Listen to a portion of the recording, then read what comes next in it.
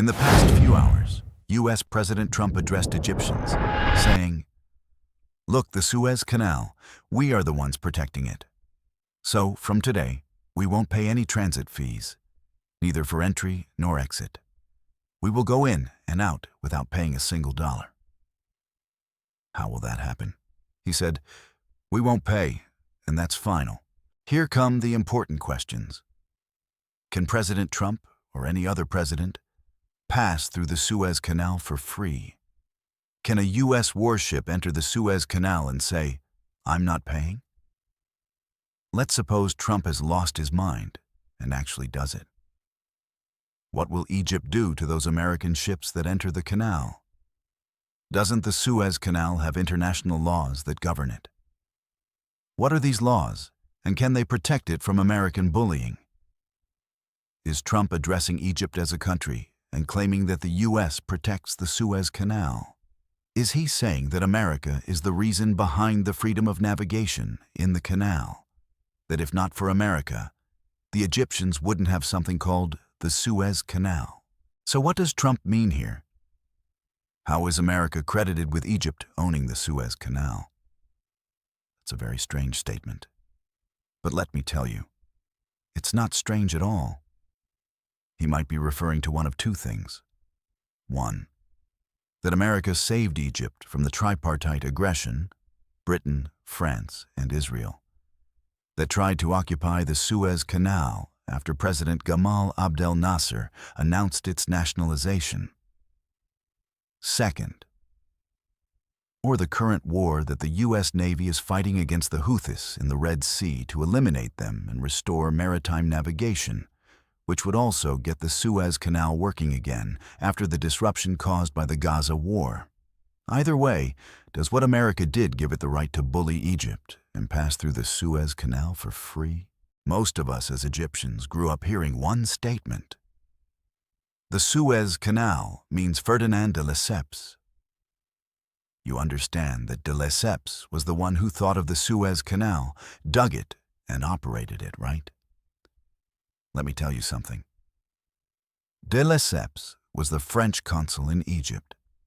He convinced Mohammed Said Pasha, the ruler of Egypt from 1854 to 1863, to dig the Suez Canal to link the Red Sea and the Mediterranean Sea. That information is 100% correct. But what many of us Egyptians don't know is that the idea of digging a waterway connecting the Red Sea to the Mediterranean is an entirely Egyptian pharaonic idea, dating back 3,400 years. It was implemented by King Senusret III of the 12th dynasty. Why did he dig a canal linking the two seas? Because he wanted to establish a trade route from east to west. He actually dug a canal from the Mediterranean through Zagazig to the Bitter Lakes, and from there to the Red Sea. Unlike today's Strait Canal, this one went through what was called the Pharaohs Canal. This idea is 3,400 years old. The canal worked without problems until over time, silt and mud built up in the canal, which required maintenance that the officials neglected, and eventually the canal became blocked and unusable. It stayed like that until 610 BC, when Pharaoh Necho II decided to reopen the Pharaohs Canal. He tried but couldn't. Reopening a water-filled canal is much harder than digging one in dry land because it requires equipment and divers. After him came a Persian king named Darius I, around 510 BC. He too tried and failed to reopen the canal. All he could do was open some small channels between Zagazig and the Bitter Lakes that only worked during the Nile flood season. Then came Ptolemy II in 285 BC, the only one who successfully reopened and cleaned the canal, making it operational again. It remained functional during his reign and during the time of the Roman Emperor Trajan, until the Byzantine Empire took over Egypt and neglected the canal, causing it to close again. In 641 AD, Amr ibn al-As reopened the canal and named it the canal of the commander of the faithful. He even wanted to dig a new straight canal like the current one. But Caliph Omar ibn al-Khattab rejected the idea, fearing that water from the Red Sea might flood Egypt. In 760 AD, the Abbasid Caliph Abu Ja'far al-Mansur ordered the canal to be filled in to punish the people of Mecca and Medina for rebelling against him. For 11 centuries after that, the Red Sea remained separated from the Mediterranean. Fast forward to Muhammad Ali Pasha, and later his son, Mohammed Said Pasha. During the latter's time, France appointed Ferdinand de Lesseps as its consul in Egypt. He read about the ancient canal during a quarantine period in Alexandria due to cholera, became fascinated, and presented the idea to Said Pasha. De Lesseps convinced him to dig a new canal, which France would fund and construct. Britain was against the project at first, fearing Egypt would gain financial independence. But when digging began in 1859, Britain changed tactics. Instead of opposing it, they waited for Egypt to become indebted and then took control of the canal by legal means.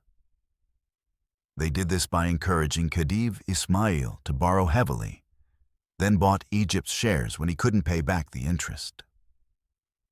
Eventually, they deposed him and replaced him with his son, Khedive Tawfiq, solidifying British control over the canal and eventually Egypt itself. In 1882, Britain occupied Egypt under the pretext of protection.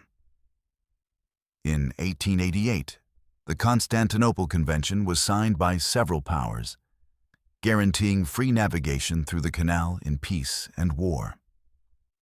Despite this, Britain remained in control until President Gamal Abdel Nasser nationalized the canal in 1956, leading to the tripartite aggression.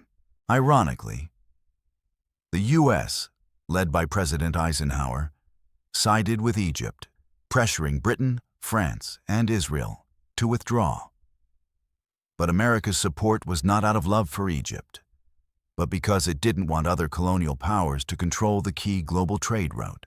Now Trump is using the Houthis and Red Sea security as leverage to claim he's protecting the region for Egypt and others, and wants compensation in the form of free canal passage.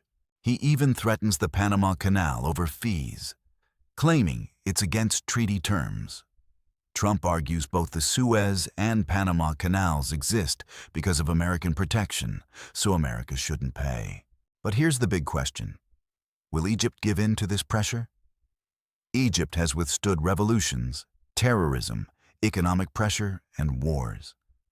Will it now yield because of threats over the canal? History says no. Egypt has always stood firm. So, what do you think? Will Egypt agree to Trump's request for free passage through the Suez Canal, or will it say no?